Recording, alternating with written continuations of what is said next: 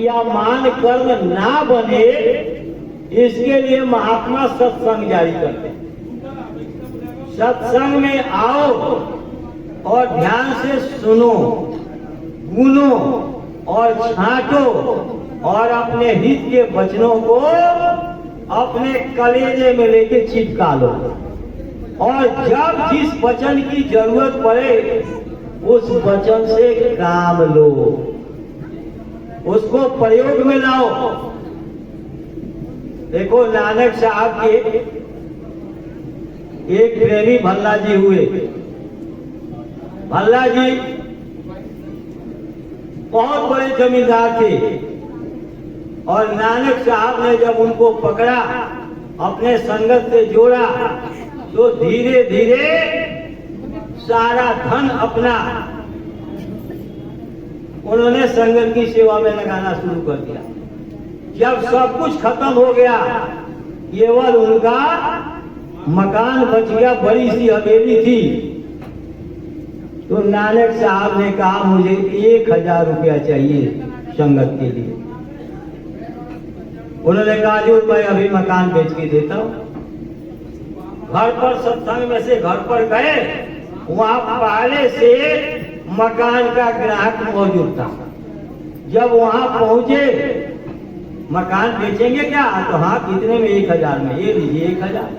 ले आकर के नानक साहब को दे दिया। नानक साहब ने कहा, अरे भल्ला, तुम्हारा मकान बिक गया, तुम अब कहाँ रहोगे? बोले, हुजूर के चरणों में रहूंगा। बोले, अच्छा, तो यही लंगर में सेवा हुआ, कुछ कर लिया करो। वहां के कुछ सेवा करने लगे, तो नानक साहब ने पूछा, अरे भल्ला, क्या सेवा करते हो? बोले, सरकार, छोटी मोटी सेवा, झाड़ू लगा देता हूँ, पत्थर धोने उठा के, और मैं फेंक देता हूँ, लोगों को भोजन वोजन करा देता हूँ। बोले, नहीं, कल से तुम लकड़ी काट करके लाओगे जंगल से। बोले, अच्छा हजूर। तो लकड़ी काटने जंगल में जाने लगे। रोज एक गट्ठर लकड़ी लाते थे। नानक साहब ने फिर बुलाया, अरे भल्ला, कितनी लकड़ी लाते हो? बोले, हुजूर 1 गट्ठर। अरे उतने की तो तुम रोटी खा जाते हो, तुम संगत की क्या सेवा करते हो? कल से तुम 2 गट्ठर लकड़ी लाओगे। उन्होंने कहा, अच्छा हुजूर। 2 गट्ठर लकड़ी लाते थे। 1 गट्ठर लकड़ी बाजार में बेचते थे, और वो सेवा लंगर में जमा करवाते थे, तब रोटी खाते थे। लकड़ी नहीं बिकती थी, रात को भूखे सो जाते। और 1 गट्ठर बढ़िया लकड़ी जो होती थी, वो ले आकर के लंगर में देते थे। एक दिन नानक साहब ने उनको सत्संग की बातों में उलझा दिया। परीक्षा की अंतिम घड़ी थी, अंतिम दौर था उस दिन, और लास्ट में कह रहे, अरे भल्ला, तुमको जंगल जाना है लकड़ी लेने के लिए? बोले, हाँ सरकार, अभी जाता हूँ। अब वो भाग करके गए, वहां लकड़ी काटे, तब तक बारिश शुरू हो गई। बारिश में लकड़ी गीली हो गई। सिर पर गट्ठर दोनों ले करके और चल दिए।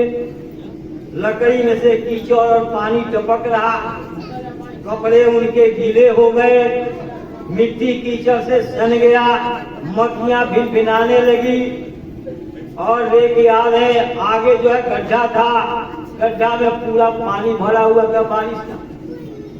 जाके गड्ढे में डब से जो है डूब गए, गर्दन तक पानी, और ऊपर से 2 गट्ठर लकड़ी, गीली लकड़ी, बुढ़ापे का शरीर लेके आ रहे हैं।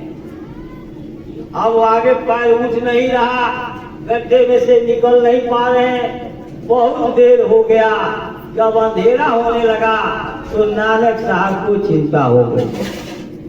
गुरु जो परीक्षा ले रहा, उसको मालूम है कि 3 घंटे में एक सवाल जो है, पेपर जो है, 3 घंटे में खत्म हो जाएगा। तब तो 3 घंटे का टाइम पूरा होते टीचर जो है, एग्जामिनर जो है, काफी सब बच्चों से लेने लगता है। तो उनको मालूम हो गया कि ये तो फंस गए हैं, चलना चाहिए अब। तो लालटेन ले करके और अपने बेटा श्री चंद को, नानक साहब के 2 बेटे थे, बड़े बेटे श्री चंद को, क्योंकि पत्नी बराबर कहती थी आप दुनिया को इतना दे देते हैं, अपने बच्चों को नहीं देते। तो उन्होंने कहा मैं बच्चों को तो देना चाहता हूँ, बच्चे ले नहीं पाते, बच्चे ले नहीं पाते। बोले अच्छा। गए लेकर के, नानक साहब आवाज दे रहे भल्ला भल्ला भल्ला। जब नजदीक पहुंचे तो कह रहे जी हजूर। अरे भल्ला तुम तो लकड़ी के गट्ठर से दब गए हो, अरे तुम लकड़ी का गट्ठर नीचे फेंक दो और निकल के आ जाओ, नहीं तो तुम्हारी जान चली जाएगी। भल्ला जी ने क्या कहा, हजूर संगत की लकड़ी पहले निकलेगी, भल्ला बाद में निकलेगा।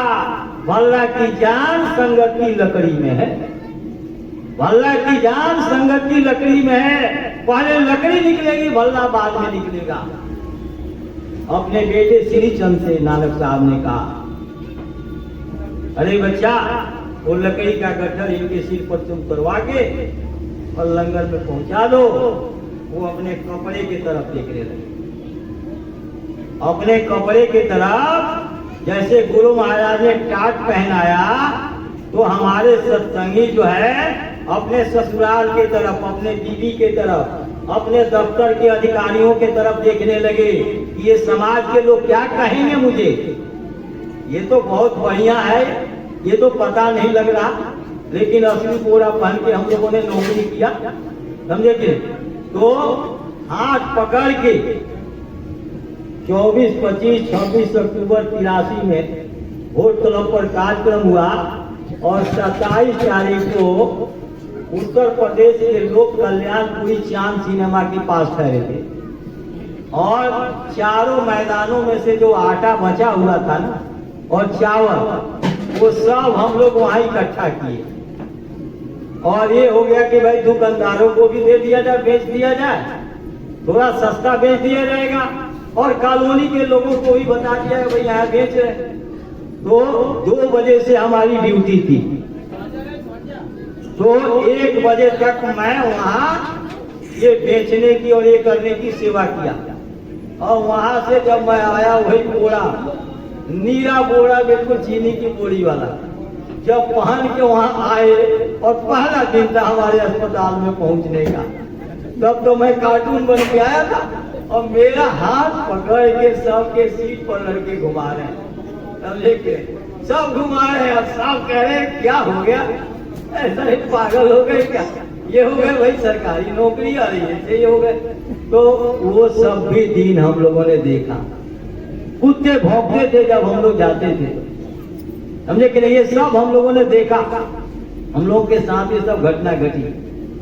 आप समझ लीजिए कि वो दिन भी देखा।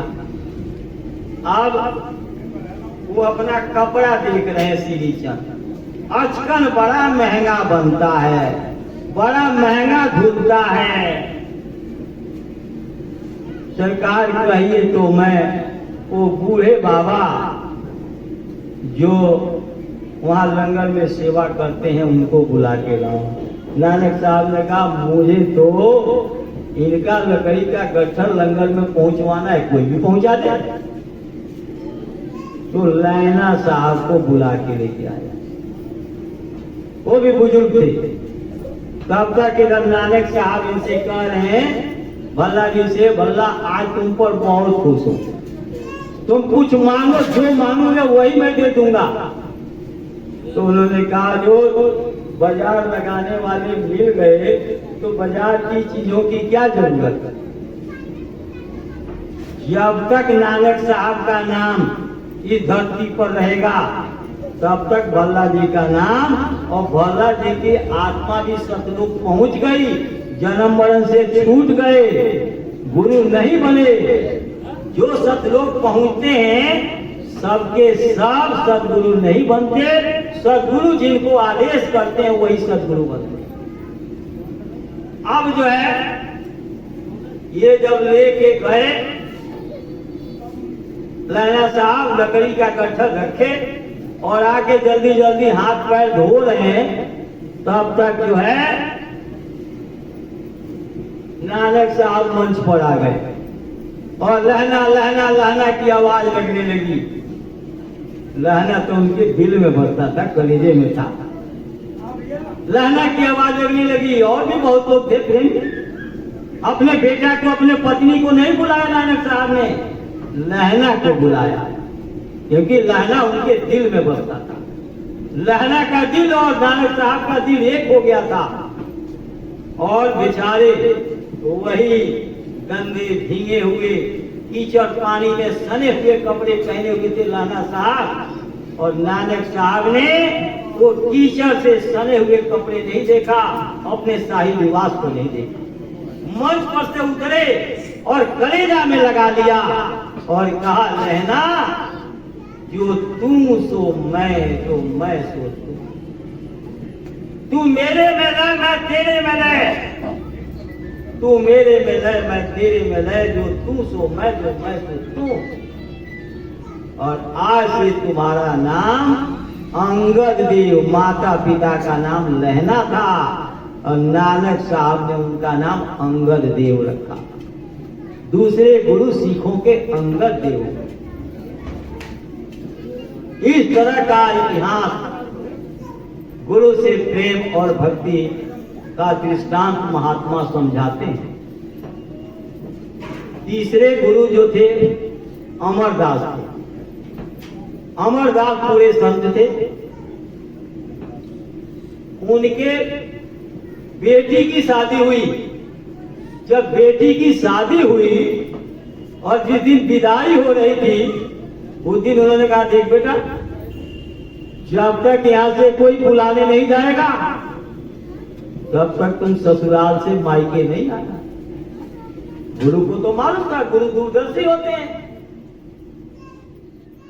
गुरु को मालूम